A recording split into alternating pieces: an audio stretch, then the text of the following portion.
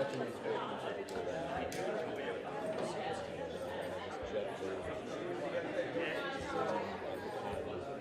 Okay, let's just go back to position 1. Yeah, that will work fine.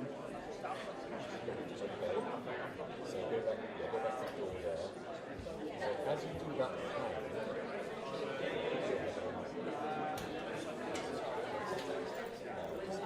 zoom slowly back, hand,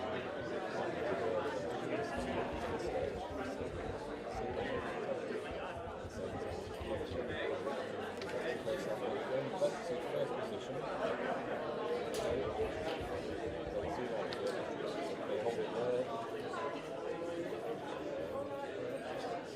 Perfect, that's it. Something like that, and then frame the.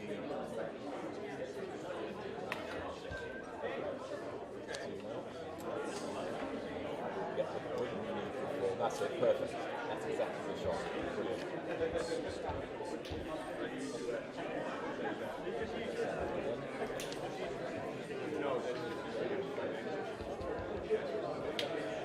Just frame it so you've got what you need before.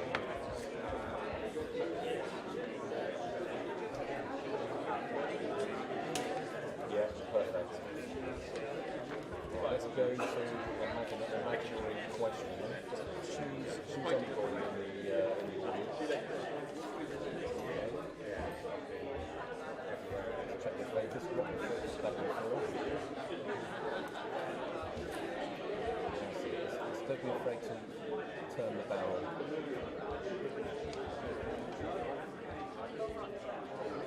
Yeah, that's the expectation.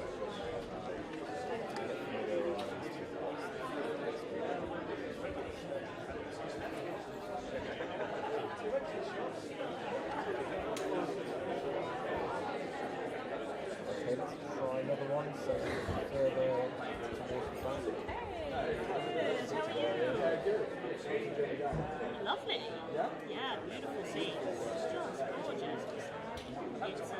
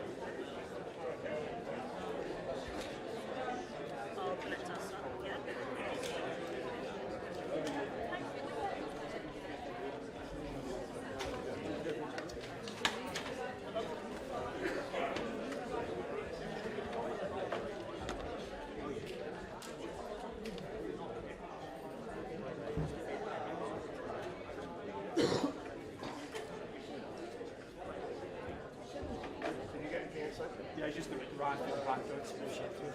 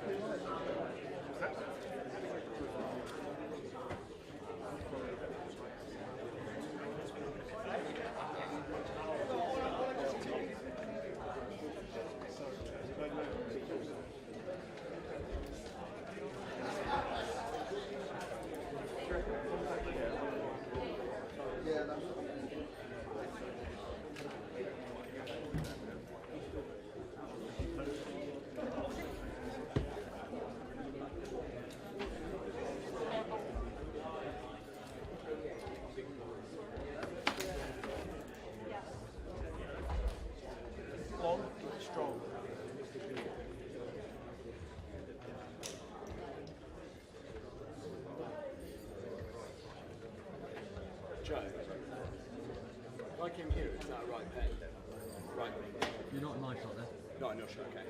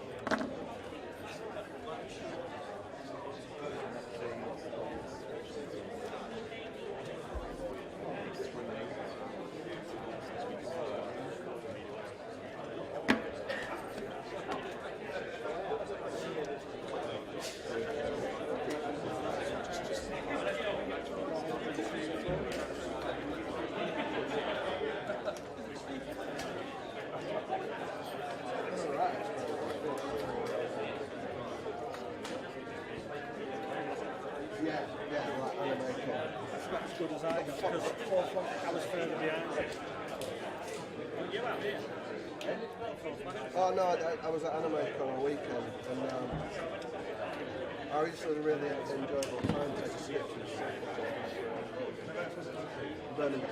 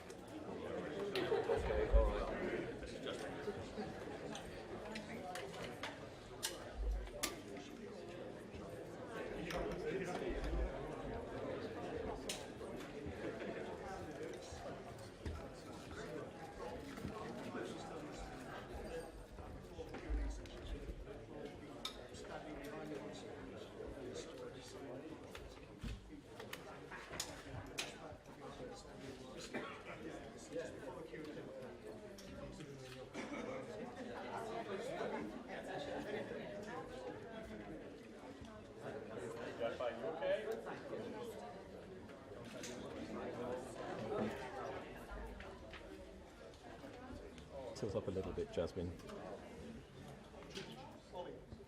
More headroom, more headroom.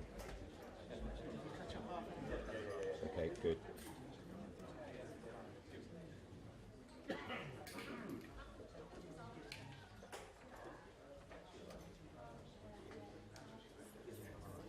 There is somebody speaking before I can come through this door.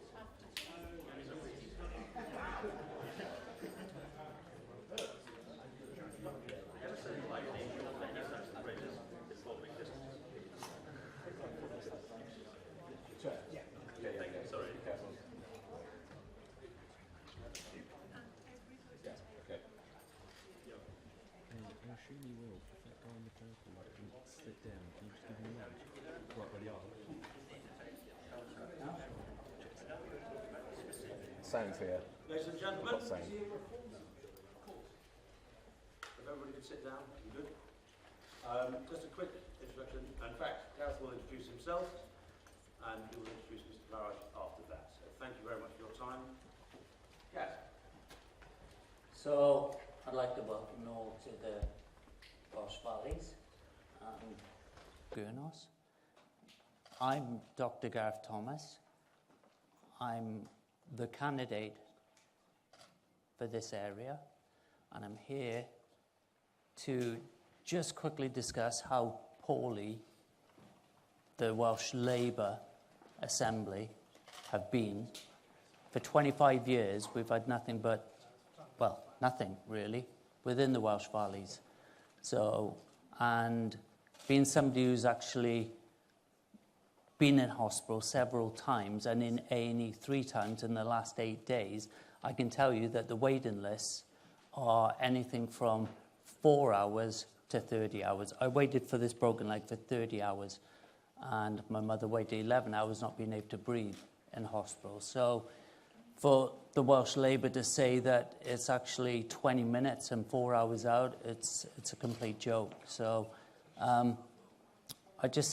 yeah, there's much more I'd like to talk about, but I'm here to actually introduce the man himself, Mr. Nigel Farage.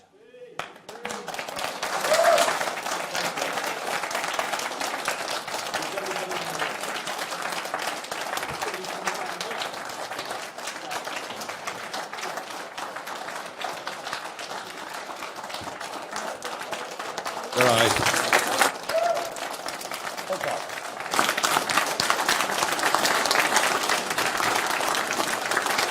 Very good.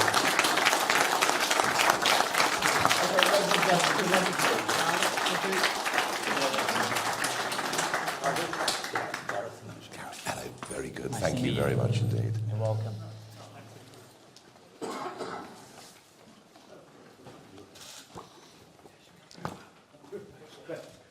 Good afternoon, everybody. Well, guess who's back? Back again.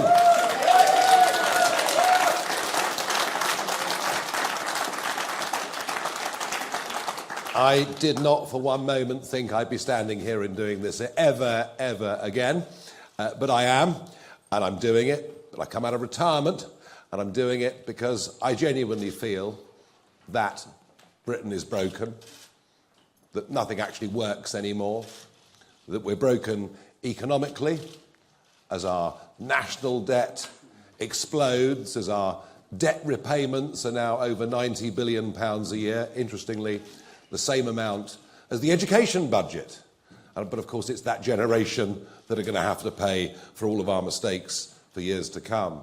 I feel increasingly we're broken socially, and it doesn't matter what crime statistics the government quotes at us, we all feel less safe on our streets. And I think we've reached a point now where most crime even goes unreported. And I'm in absolutely no doubt that we are in decline culturally. We've begun to forget who we are, what our history is, what we stand for.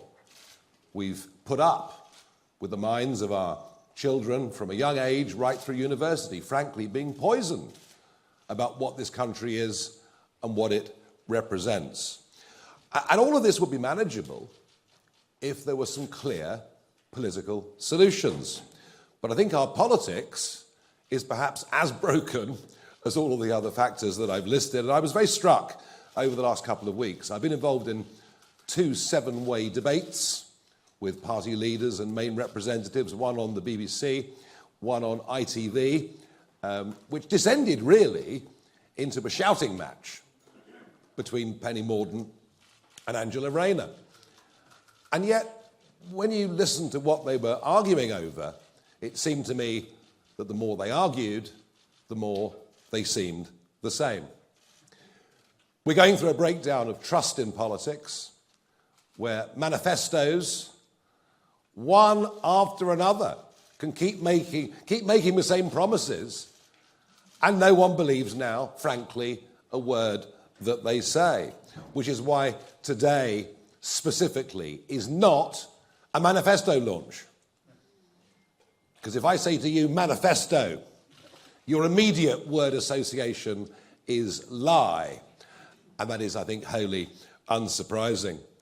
There are also many millions of people out there, not just disappointed over manifestos, but a lot of Brexit voters, millions of Brexit voters out there, genuinely disappointed. They believe that by voting for Brexit, and actually the reason we saw the turnout on the scale that we did is that we'd actually get a grip on mass migration into Britain. We'd get back proper control of our borders, and none of that's happened. In fact, the very opposite has happened. So there are feelings of disenchantment there as well. They, of course, also run through our millions of small businesses who thought, well, at least the regulations, at least the rules will get easier. Some people say to me, well, Nigel, that's a failure of Brexit. No, it isn't. It's a failure of a sovereign government to implement the will of the people and, indeed, its own manifesto. And I also think there's a complete lack of leadership. I'm not, going to say personally abusive things about Keir Starmer or Rishi Sunak. I'll leave that to the rest of the establishment to be rude about me, because I couldn't care less. It doesn't matter. I'm pretty used to it. I've even got used to people throwing things at me, but there we are. But there is a lack of leadership. People actually need some sense of being inspired, some sense of believing there's somebody up at the front that believes in what they say, says what they believe, and is going to show a way forward for the country. And I don't believe we have any of that either. So I've come back into this because I think there is now the most enormous gap that exists between the two big Westminster parties. And I say Westminster because it is very much Westminster and Oxford University thinking that dominates these parties. A huge gap between that and the conversations that I hear being had by families and people around the rest of the country. I could see it before the Brexit referendum. I could see this huge gap between our political class and the people. And the Brexit result, the shock of that result, showed us that it existed. I now believe that gap to be even bigger than it was before that referendum back in June 2016. So we've chosen to launch our contract with you. Now look, we are not pretending that we are going to win this general election. We are a very, very new political party, and we would have much preferred this election to take place in October or November. I personally was a bit crestfallen initially by what Rishi Sunak said when he announced July the 4th, but we are running very fast to catch up. And I genuinely believe that our campaign now has some momentum around the country. We've seen that in some of the opinion polls, and particularly encouraging at a rapidly increasing number of young people, and I'm talking the 18 to 24 year age group, are now coming to reform UK's cause. So this is not something with which we're going to govern the country. That's not possible in this election. Although this election is, for our party and for me, the first important step on the road to 2029. Our aim and our ambition is to establish a bridgehead in Parliament and to become a real opposition to a Labour government. And I say that because I can't see Sir Ed Davey providing real opposition, because actually on many fundamental policies, the Liberal Democrats and Labour, frankly, don't vary very much. And I certainly can't see the Conservatives providing opposition, because they don't agree on anything. They spend most of their days arguing among themselves, and they're split down the middle when it comes to policy. They're certainly split down the middle in terms of their attitude towards me. Goodness gracious. You had Suella Braverman virtually proposing political marriage over the course of the weekend, whilst at the same time Lord Cameron. Goodness me, they dragged him back. Talk about back again, crikey. And we had Lord Cameron generally being fairly abusive. And that sums up where the Conservative Party is. So we're a party that knows what we believe in. You know, we get the fundamental principles of what we're about. You know, we believe in the family. We believe in community. We believe in country. We know exactly what we believe in. And our aim is to provide clear, consistent and growing leadership during the course of the next Parliament. But not just in the Parliament, around the country too. And it's my aim that we turn this into a big, genuine mass movement of people. And I believe that that is actually highly achievable. So we've chosen to launch our contract in Wales, which seems highly, highly appropriate. After all, Labour have been in power here since 1997. So perhaps there are some lessons that we can learn from 25 years of Labour government in Wales that are perhaps what we might be looking forward to in just a few weeks' time when Sir Keir Starmer becomes our Prime Minister. In Wales, taxes are higher. Yes, they are. Council tax is higher, on average about £500 per median property, than it is in England. Interesting, isn't it, that when the question is being asked of Starmer and others on council tax in England, they've precious little to say. So the people in Wales pay more taxes, and spending per capita is higher in Wales than it is in England. There's more money being spent on you, on public services, than there is on the other side of the bridge. And it's interesting to think, isn't it, in those debates I've been in, all anybody seems to talk about is more investment in the NHS, more investment in our public services, by which they really mean they're going to spend more of your taxes. And perhaps that wouldn't matter if it led to better delivery. But the figures in Wales are truly astonishing. And Gareth talked about this just a moment ago. You know, waiting times in Wales on the NHS are exactly 50% longer than they are on the other side of the bridge. Education, which has drifted in Wales rapidly in a leftward, PC, woke direction. And if you just look at the OECD tables on English, mathematics, any subject you like, you'll see that Wales has fallen further behind England. Not personally that I believe England's very good. And a Labour government in Wales reduces your freedoms, reduces your choices, ends right to buy and many other schemes which damage aspiration, particularly for young people who want to get on. And of course, the crowning glory of 25 years of Welsh government in Wales, the imposition of 20-mile-per-hour speed limits.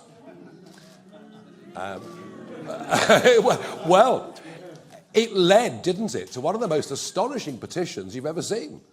The percentage of Welsh people that signed that petition. Well, I mean, I've never seen a petition actually quite like it, although, of course, we're rather used to all of that with you, Les, and Mr. Khan up in the other end of the country in London. So it gives us some idea that in terms of outright policy, Labour's not very different to the Conservatives.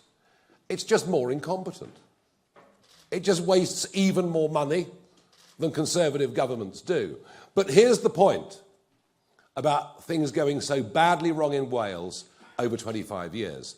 There's been no proper, clear, consistent opposition voice. Frankly, the Conservatives in the Senate have been feeble, to say the very least. And that is the argument. Wales really gives us the perfect example of what I'm talking about. We need to have good, strong opposition that can mobilise people in very, very large numbers. So we know what we stand for, we know what we're for. We're for controlled borders, we're for promoting genuine economic growth. We're for helping the little guy. You know, millions of men and women out there trying to get on, trying to do their own thing, and yet a Labour and Conservative party that only ever listen to the giant global corporates.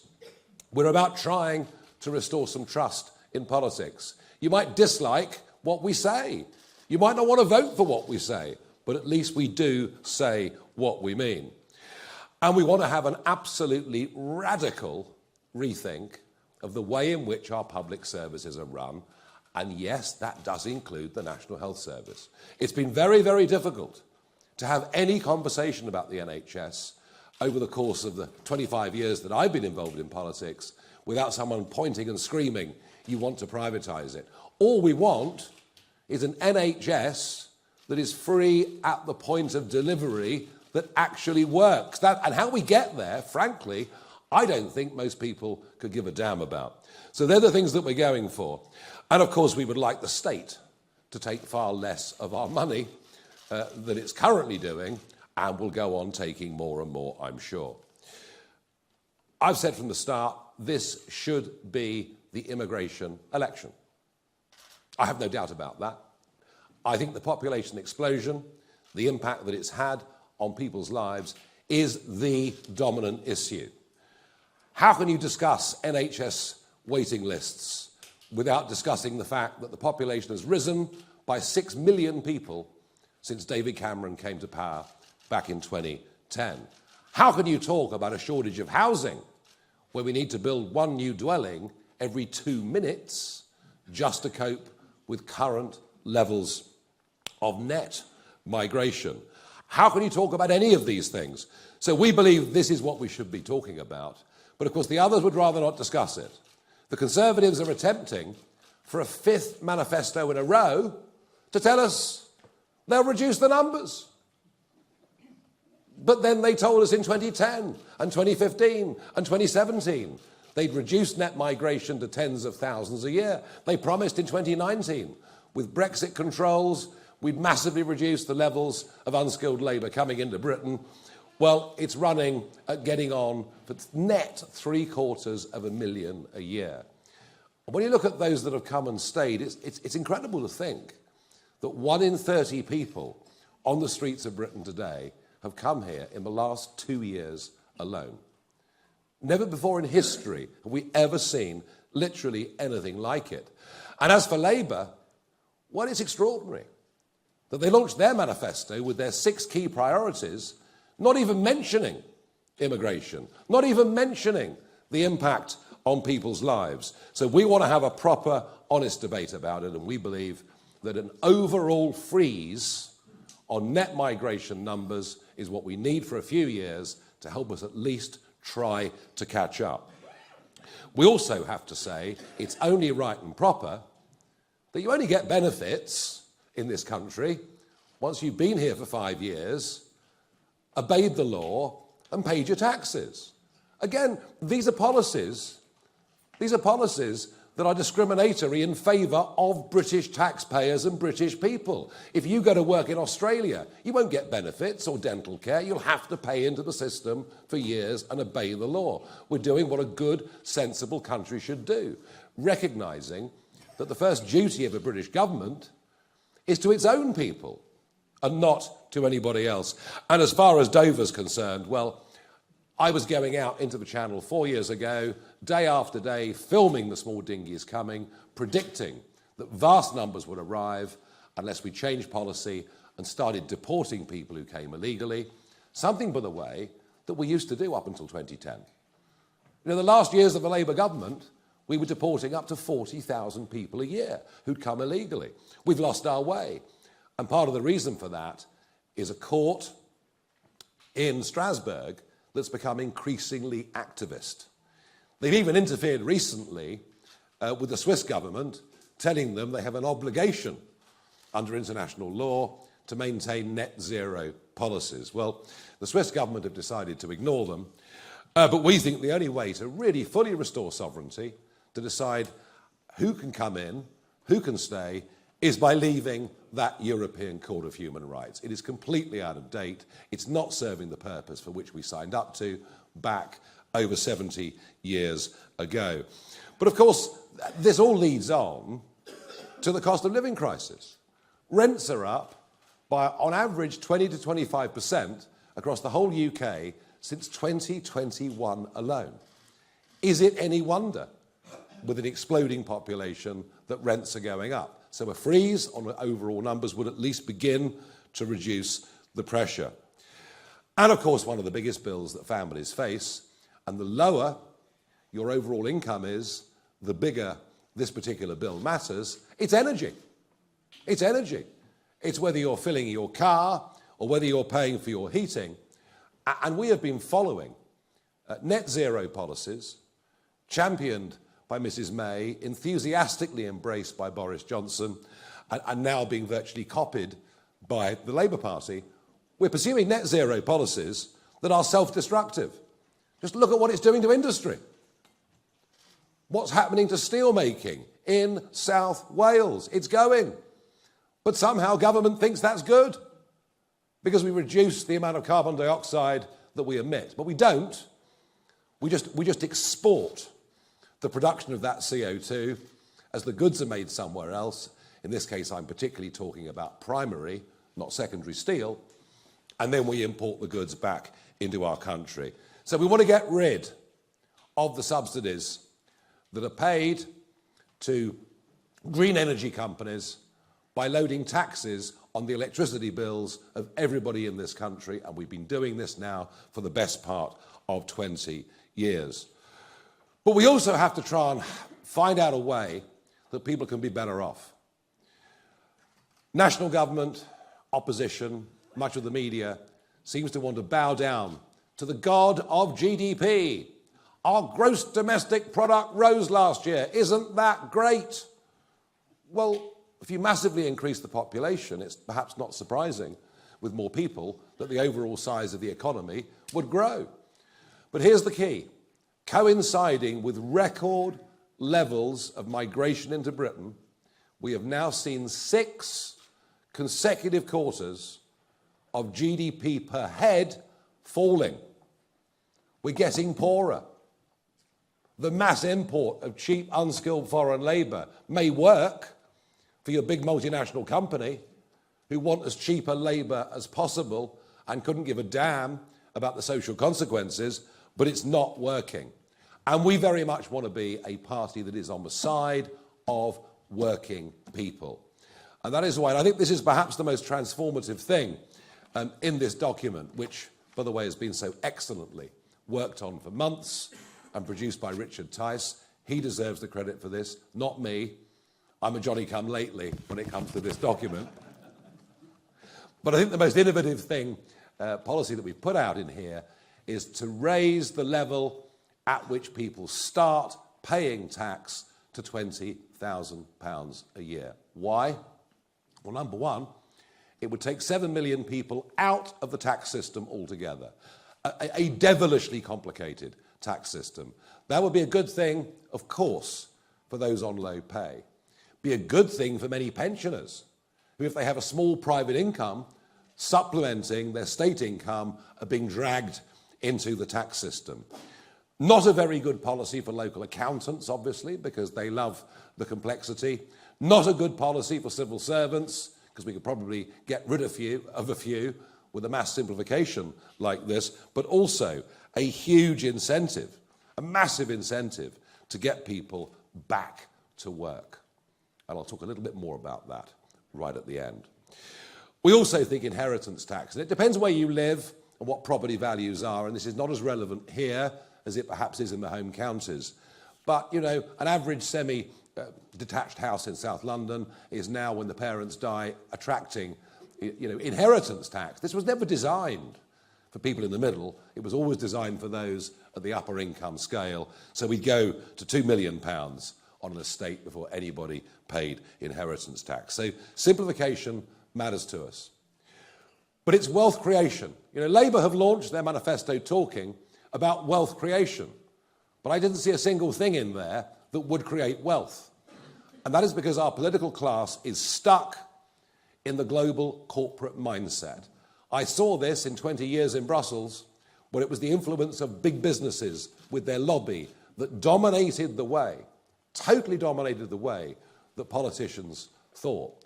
This sort of unholy triumvirate, if you like, of big business, big banks, and big politics.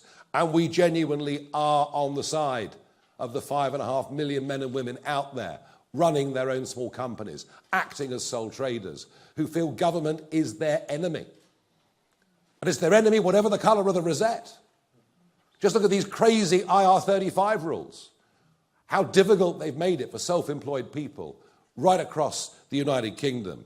Think about what they did to corporation tax last year, putting it up by 30%, and being surprised that many small and medium businesses now don't have as much capital perhaps to reinvest or as much incentive to make profit as they had before.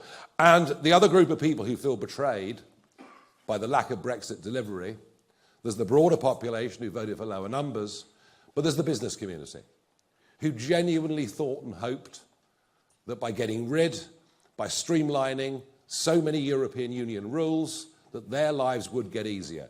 They haven't. They haven't. The government blames COVID. Because of COVID, we couldn't do these things. Well, I would argue they didn't have to lock us down repeatedly. Once was probably more than enough. But we have not. And you know, Rishi Sunak and others promised they'd get rid of thousands of EU laws. They simply haven't done it. And actually, in some sectors, the regulatory authorities in Britain have made life for men and women running small businesses even harder than it was during the time of EU membership. So we believe that genuine economic growth doesn't come from half a dozen giant multinationals. It comes from the simultaneous actions of hundreds of thousands of people, millions of people, deciding they're going to have a go. And of course, these people don't benefit on holiday pay. They don't benefit on sickness pay. These actually really, economically, these men and women are the heroes of the country. They deserve encouragement. And the more people that do it, the greater the wealth that we will create. And we need wealth. Of course we need wealth. And one of the areas where we need to spend money is defence. I can't think the world has been in a more perilous place at any point in my lifetime. I was born after the Cuban Missile Crisis, just to clarify. Only just. And frankly, this balmy idea of saying we're going back to national service. Oh, no, we're not. All we're going to do is take 30,000 young people and at vast expense give them a year's training. What we ought to be doing is saying, look, there were 100,000 people in the army in 2010. There are 72,000 people in the army now. Let's not recruit 30,000 part-timers. Let's actually recruit 30,000 people full-time to be in the services, and a similar principle, of course, would apply across the Navy and the Air Force. And in terms of expenditure, look, we think government should push on to 2.5% and then 3% of GDP as quickly as they possibly could. I think we've neglected defence very, very badly. Now, in terms of our public services, be it policing, be it prisons, be it the National Health Service, there's certainly a radical cultural rethink that needs to go on. I've been fascinated going around the country in the last couple of weeks, talking to people, parents particularly, about their real fear of knife crime, growing fear of knife crime. And this is not from the 18 pluses, it's going right down in the teenage years. And we have no doubt that an approach to policing such as stop and search, and don't worry if you're called prejudiced or you're doing something wrong, actually you'll save lives. We're going to have to get much tougher on low-level crime. And I mean shoplifting. I mean, can you believe it? You could all go out and shoplift. It's fine. Up to £200 you can nick and no one's going to prosecute you. So I think a different approach culturally across crime and policing. And with the big one, the NHS. Look, what we are going to campaign for is a genuine radical rethink. You know, we all grew up loving the NHS, being deeply grateful to the NHS. It was there and a fantastic thing. And I've been trying to make many of these arguments, actually, I've been trying to make for well over a decade, that we have to have a rethink. And I think perhaps back in 2015, when I led a different party in a general election, perhaps I was just a bit ahead of the curve. Perhaps I was saying things that people didn't want to listen to. But I get the sense that they are listening now. We are not getting bang for our buck, and there's a growing level of disenchantment that the health service simply isn't fit for purpose in the way that and not just the way that it used to be, the way that we want it to be. So let's look at other funding models. Let's look at how the French do it. Let's be radical in our thinking. And my final point's on benefits. Now, It's quite easy for those in work and working damn hard to say lazy scroungers on benefits. It's the sort of conversation you hear in the pub. But actually, there are a lot of people on benefits who do not want to be on benefits. They want to go back to work. But the system massively disincentivizes this. Because if they work for more than 16 hours a week, they start to lose the benefits, and they'll lose more benefits than they'll earn in going out and getting money. There is a trap, a benefits trap. And that isn't good for people economically, and it certainly isn't good for people psychologically. And that is where raising the level at which we start paying tax to £20,000 a year really, really matters. This is something that would make work pay. That would make a massive difference to our societies, massive difference to nearly every one of our communities. And of course, for those on benefits who see it as a holiday, quite extraordinary, isn't it? That you could have an online consultation and be signed off on the sick with depression. And that, by the way, I'm not knocking those that genuinely have mental health issues. Of course I'm not. But what I am saying, it's ludicrous that that can happen with an online consultation. And we want to make it clear that for people that are thought to be fit and able-bodied, once they've had 2 offers of a job, if they don't take one of those jobs, they lose their benefits. And I think, again, that is something that working people would agree with. That outlines the broad principles of our contract. As a party, we're unashamedly patriotic. As a party, we believe that British history is a great thing and should be taught properly and with fairness and with balance. But as a party, we're radical. We're radical in terms of the way we want to change public services. We're radical in terms of the way the education system in this country needs to operate. We're radical in terms of our simplification of the tax system. We're radical in terms of our view on issues such as the electoral system, the House of Lords, our right to a referendum. And you can be both. You can be traditional and radical at the same time. Because we're proud of who we are, but we feel at the moment politics and government isn't fit for purpose. We want real, genuine change to give us a better, brighter and stronger future. And I promise you all, this is step one. Our real ambition is the 2029 general election. But this is our first big push. I've been back in this job for a couple of weeks. I sense we're doing really rather well. Thank you. Now, thank you. Now,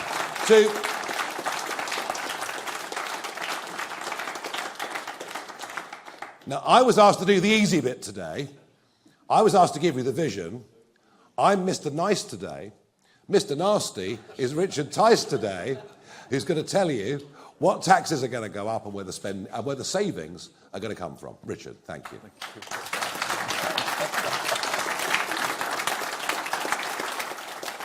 Thank you, Nigel. Thank you. Well, a very good afternoon. It's great to be here. Rarely been introduced as Mr. Nasty. So, all these bold plans, and they are exciting, and they are attracting huge appeal out on the stump. Something's going on out there. It's quite remarkable. Word is spreading about Reform UK, and as Nigel just touched on, some of these key policies are really gaining ground. So how do we pay for them? Well, I talked about some of it last Monday, but here's the thing. Lots of people in the media say, oh, it's unfunded tax cuts. No, let's get this real. It's unfunded spending. That's what's got us into a right pickle. Our fiscal deficit in the last year to April, no one talks about it. We spent about 120 billion more than we earned. There's a few key big things here. And unlike some of the other people in their plans, other parties, they're not honest with you about the costs and how you're going to pay for it. We are, because it's set out in this contract. So last week, I spoke about this issue of the Bank of England paying your taxpayers' cash on all the money that was printed.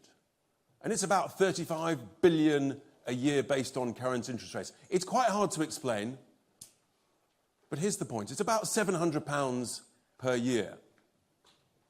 You know you're making progress when within 2 hours of finishing that press conference last week, I was attacked by none other than the lobby group for the big banks, the vested interests, who seem to think that they have a right, the big banks, to make big profits on the money that was printed to save them going bust. Really? Let me repeat. We are the real party on the side of the workers, not the Labour Party, what I call the cafe latte Labour Party, that's on the side of big business. So that's the first thing. When they printed all this money, they didn't tell us that when interest rates went back up, it would cost us an absolute fortune transferring our money to the big city banks. They didn't tell us that, but that's what's happened. Unfunded spending. The second big item, of course, is the cost of net zero. So when Theresa May had a 90-minute debate back in, I think it was 2019, 90 minutes to sign up to net zero, put it in legislation, no one said, well, hang on, how much is this going to cost? What's the spending? The truth is, even if they had that debate, they wouldn't have had a clue. You've got people like the Climate Change Committee saying it's 1.2 billion. You've got the OBR saying it's 1.4 billion. You've got the National Grid, perhaps being a little bit more honest, saying it's 3 trillion. Sorry, those are trillion numbers. The numbers are so big. 1.2 trillion, 1.4 trillion. The National Grid says it's 3 trillion. Impossible to work out what that means. 3 trillion? I mean, is it 100,000 per household? No one talked about this spending, the cost to get there. Apparently it's going to save the planet and therefore the cost is irrelevant. Really? This is real money. This is real cash. And it's all of our cash. And apparently it's going to be good for the environment. Well, where I'm campaigning to be elected, one of the big debates is the implications, the consequences, which is happening now all over the country, of this drive towards offshore renewable energy, but you've got to transmit that electricity. How are we going to transmit it? Oh, I know. Big 50-metre pylons going hundreds of miles across the English countryside. How's that good for our environment? And who's going to pay for it? So all of those who voted for this, they didn't tell us that, did they? They didn't tell us how much it would cost and how much it would blight the English countryside, our environment. How's that good for the environment? We reckon that if you scrap net zero, then the saving to the taxpayer every year for the next 25 years would be in the order of £30 billion per year. What is that? That's about £600 per adult. That's what that is. 600 quid per adult. So 1,200 quid for a two-person household every year, after tax. This is real money, it's your money, and they didn't tell you. They deliberately misled the British people about the cost implications of net zero. And as Nigel quite rightly said, all you're doing, you're not reducing global CO2, you're just shipping it somewhere else. And we're the mugs that are paying for it. And it's got to stop. And we're the only party that has the courage to say, this is unfunded spending, it's costing us a fortune, it's not going to save the planet, and it's got to stop. 30 billion a year. Now the third big item, and again some of the press will attack us, one of the mainstream broadcast journals, newspapers this morning tried to do an analysis of some of these costs. The thing was though, because they didn't want to actually tell us the truth about these numbers, they just talked about in generalities. But we all know taxes have gone up to record levels, and yet the quality of the outcomes of public services has declined. That can only mean that we're spending money badly. If taxes had gone up and the quality of public services had improved no end and waiting lists had dropped to zero, you might say, well, money's being spent well. So when I talk about waste in public services, waste in public spending, particularly in things like the NHS, I always get contacted within a couple of days by nurses, anaesthetists, surgeons, doctors who say, Richard, thank heavens, someone is actually telling it as it is. The waste is everywhere. It's extraordinary. And I've got a very simple slogan. It's what we do in business. And we come from the world of business. We're fixers, we're sorters, we're doers, we make things happen. It's very simple. You've got to cut out the waste from the back office and invest it in the front office. That's how you grow a business. That's how you improve the surplus that you make.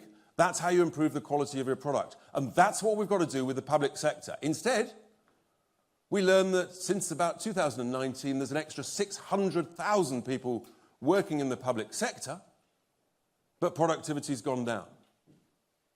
So we have to be honest with people. And in the same way that all of us struggling with our bills at home, we're saying, well, I've got to save £5 in 100. But you've still got to pay the bills, the rent, the mortgage, the food. So you've got to buy more wisely. That's what we do in business. Nigel talked about small businesses. We're all looking at our bills. And in business, you say to your spending managers, folks, we've got to cut the cost, but we've still got to provide the product. So you've got to save £5 in 100. And bluntly, that's your job. And if you don't, you're fired. I know it's tough, but these are tough times. And when the going gets tough, guess what? The tough get going. That's the reality. And that's what's got to happen in the public sector. When they introduced the Equalities Act in 2010, and all well-meaning, well-intended things like diversity, inclusion, and equality, it sounds lovely. But they never told us about the cost of it, did they? They never said it's going to cost hundreds and hundreds of millions every year, and productivity is going to go down as you move towards mediocrity. So I simply don't accept the nonsense that's talked by those in the Treasury and in the main two parties who say you can't save any money in the public sector. It is utter nonsense. We know it's nonsense because of those extra 600,000 people. We know it's nonsense because the size of the cake that Nigel's talked about in the NHS, it's up to about 11% of the size of the cake, and yet waiting lists have gone down. That is the proof that we can spend money better. We can save money in the back office and invest it in the front office. And I know it sounds glib, but the numbers are big. But if you save £5 in 100 in wasteful public sector spending everywhere, the quangos, the commissions, the local authorities, the government departments, it soon adds up.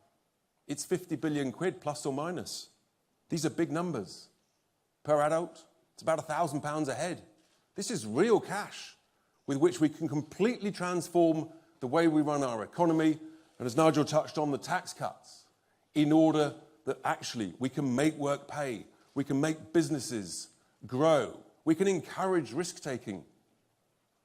Let's remember, the biggest risk in life is never taking one. That's what small business folk do.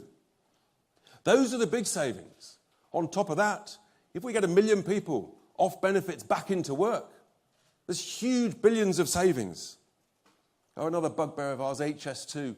I mean, the Prime Minister scrapped the top end. Prime Minister, well, if you're going to do a job, for heaven's sake, just do it properly. Just scrap the rest of it. Billions more there. Foreign aid. We know there's huge amounts of waste in foreign aid. We could reduce the amount we spend on foreign aid, saving another 6 billion or so every year. These are huge savings. This is a completely different way of running our economy. I believe it's achievable. We know it's achievable. That's why we put this forward. And we know the current status quo, the main two parties tinkering at the edges, there's no growth. You can't tax your way out of this crisis. We've got to grow our way out of this crisis. And this, folks, is how you pay for it. We've got to stop paying the interest on the printed money. We've got to scrap net zero. And we've got to cut out the waste in the back office of the public sector and invest it in the front line. If we do these things, then we can make this country grow again. We can afford to invest where we need to invest in growth, in tax cuts, in defence, and all the other things in this great contract. So I commend this to you. Reform UK commends this to you. This is how we pay for it. It can be done. No one's saying it's easy. Truth is, life isn't easy. But if you're not prepared to get tough with wasteful spending, then we are heading towards a very bad place. That's what we're about. That's what Reform UK is about. And that's why Reform UK is going up in the polls. Word is spreading. People love common sense policies and a common sense approach to what we do. I commend this contract to you. Thank you very much.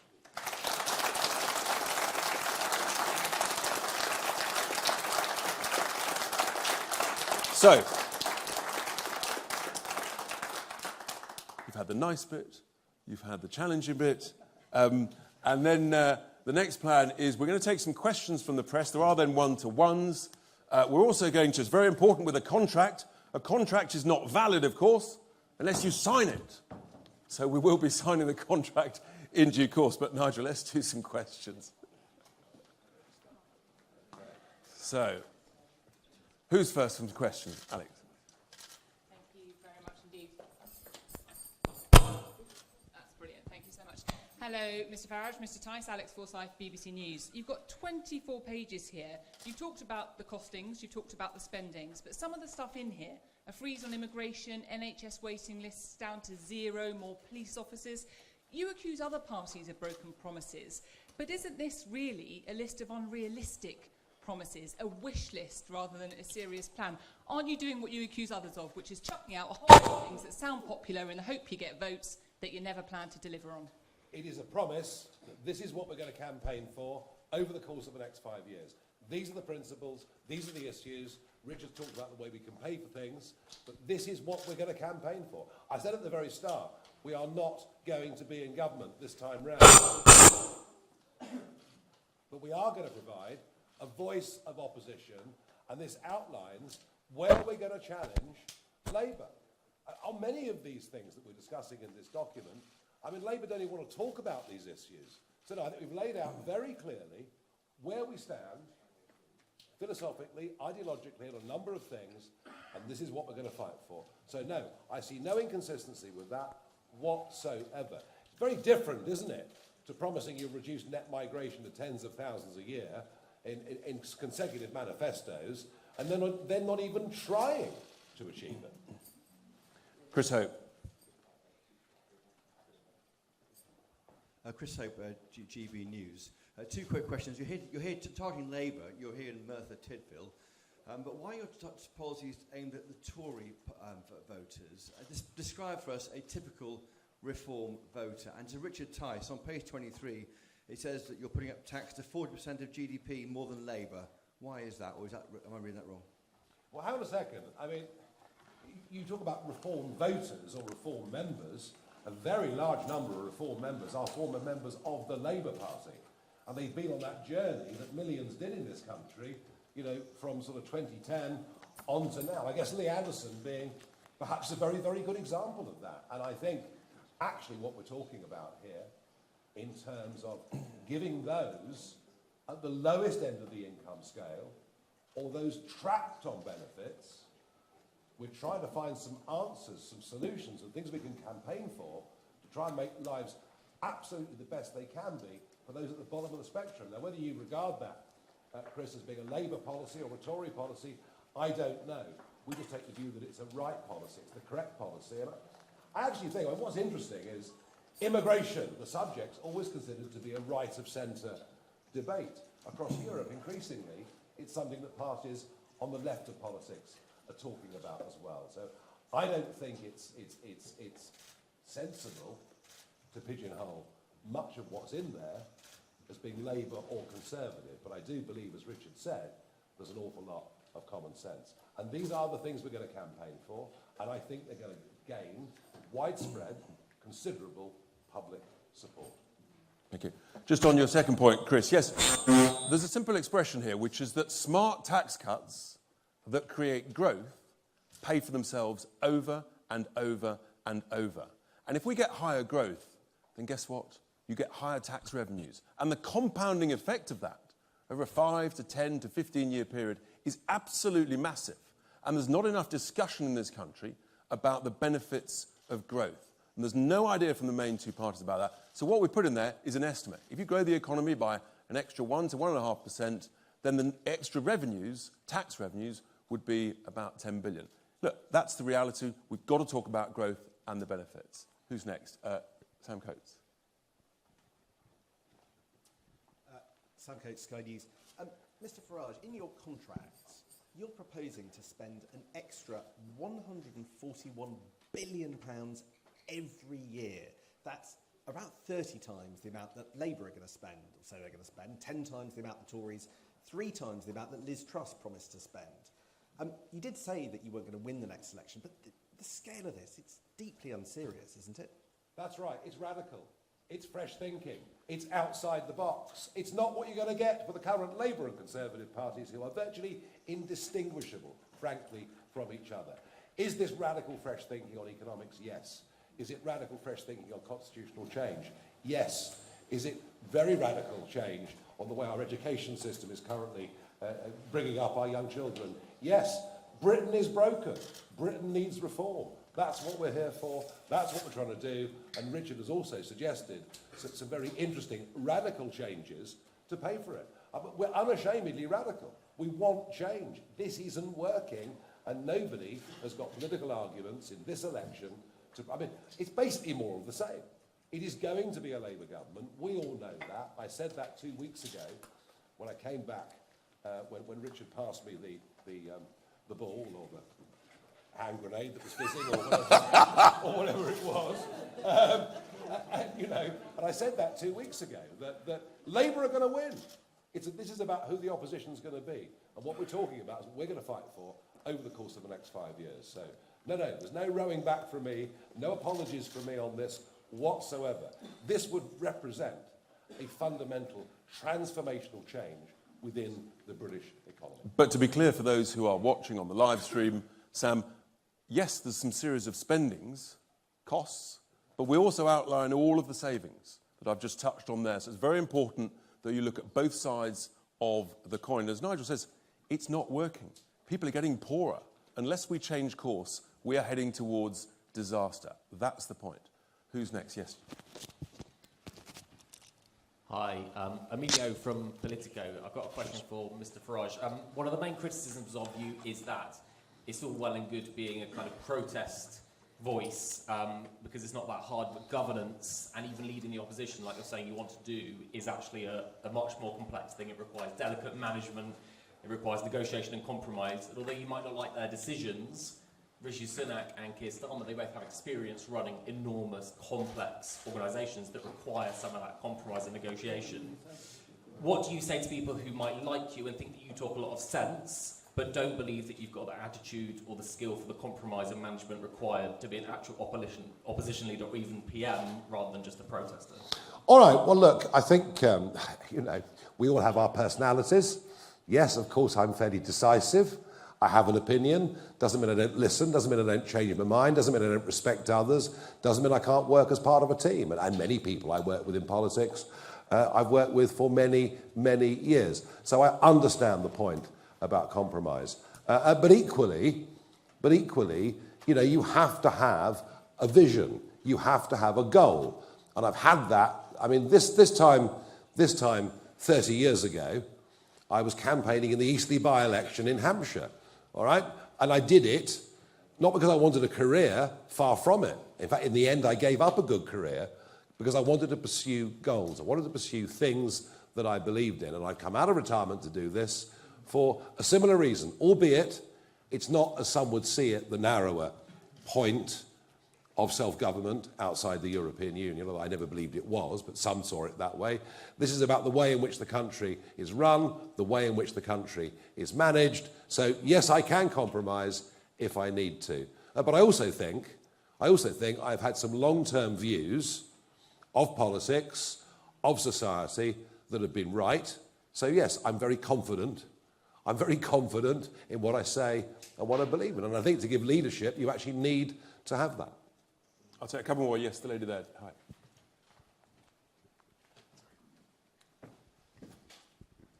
Hi, Catherine Jones from S4C. You're here today in one of Wales's most deprived areas. Are you giving people here hope at this election, or is it just a list of things to hate, from immigration to devolution? That question is very closely linked to the previous question. In this sense, this is not a protest document. This is not a protest vote. And it's been a common misconception with all the campaigns that I've run over the years. I remember sort of in 2011, 12, 13, you know, every by-election we'd hear, well, that was a shock result for UKIP. The protest vote is growing. It was always a protest vote, as people are suggesting this is a protest vote. When you actually poll people that voted for parties I led back then or now, when you poll them and ask them, is it a protest vote? They say, no, it's not a protest vote. We believe in what they're saying. We think they've got positive policy solutions for the future. So yes, of course, we're in an area that has done relatively badly compared to many others, and we genuinely believe the biggest beneficiaries of the ideas we're outlining here will be people, and I repeat the point, trapped on benefits who don't want to be there, or on low incomes, or with energy bills that they're struggling to pay. There is a lot more here, far more here, for those at the lowest end of the income scale than there is for anybody else.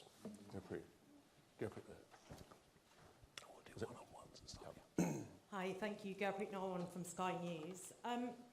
You say you want to find £50 billion of public sector waste every year. That's an enormous figure. Where exactly do you plan to find those savings? And is this just code for cuts to public services? Well, cuts to public sector, I mean, frankly, they're never in the office anyway, are they? I mean, it's work from home.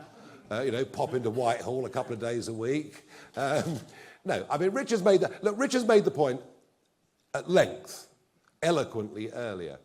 If you're running a company and things are tight, you say to your managers and middle managers, right, I'm sorry, this is the way it is. You've got to cut £5 in 100. In fact, in tough times, it might be £10 in 100 or £20 in 100. And you have to find a way of doing that without affecting the product that we're selling to the public. This is not unrealistic in any way at all. And the sheer bloating of the quangos, the bloating of the civil service that has taken place even since, well, let alone since 2016, since 2019, is just astonishing. And that's what we've had with the Conservative government. We've had big government, we've had restriction of individual choices, we've had high taxation, record immigration, and all we're going to get with Labour is more of the same. So, yeah, some of these things we're proposing are tough, but look, you know, the accumulated national debt is now 2.7 trillion. It was just under 1 trillion when the Tories came to power. We simply cannot go on like this. We're skint. I mean, who else would dare say that in this campaign? We're skint. We're in real trouble.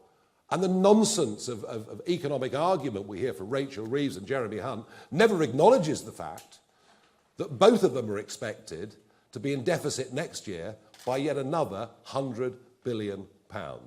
So we're saying, let's face reality.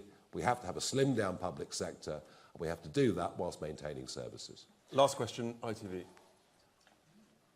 And then we've got some one-on-ones, I think. Yeah. Thank you very much. Harry Hilton, ITV News. You're proposing in this contract tax cuts, £88 billion worth, on a scale that might even cause Liz Truss to raise her eyebrows. And the savings that you say will pay for these are questionable. Isn't this exactly the sort of economic policy that would cause financial markets to freak out? No, I don't think it is. And to compare it to Liz Truss is wrong. Yes, Liz Truss wanted to talk about growth, but nowhere in her proposal could we see cuts on the one hand to compensate for the giveaways on tax. That was the fundamental mistake that Kwasi Kwarteng made with that budget. We're not making that. And sure, you can question our numbers, but actually I think, in particular, what Richard has brilliantly illustrated, with the interest being paid to the banks not being my favourite set of organisations, I can tell you. And this is something that is now picking up more and more economic approval, former deputy governors of the Bank of England and others saying Richard's on the right track with this. So no, and in terms of financial markets, well, of course, the French bond market is very interesting this morning if you look at it. Look, I think an idea that says we want to regenerate the British economy an idea that says we want to bring back manufacturing to our economy, an idea that says we have to accept the fact, whatever our view, we'll be using oil and gas until 2050, so why not produce our own in this country rather than importing it? I think all of these things actually would be quite bullish for financial markets, even if there was initially a bit of a political shock. But look, let's be realistic. I repeat the point. We ain't going to win this election.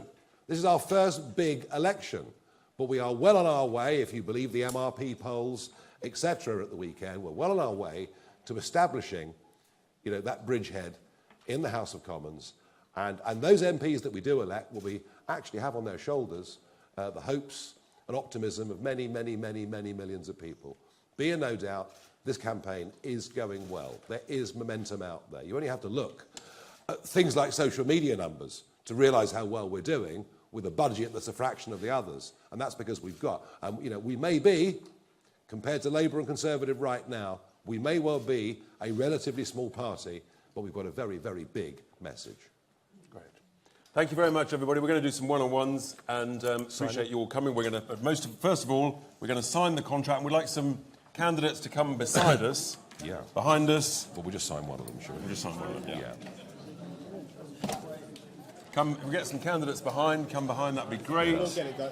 Sign it nice and slow for everyone. Yeah. Have we got a Sharpie? All I've got's that. Yeah, that's... I'm not sure it's going to work. Okay. That's what we got. That's what we got. That's what we got. Hello. All right. All right. Yeah, let's have a go. Just that needs to be lower. Yeah, fine. No, it doesn't work at all. Look up. Eyes up, Nigel. It doesn't work at all. Please, sir. Come up to this one, just above. Yeah. There we go. Fantastic. Thank you. Nigel, just do this one. Nigel, please. I'll do them all. Okay. And just above that. Yeah. Okay. To your right. We're creeping in, guys. To your right. Thanks, Nigel.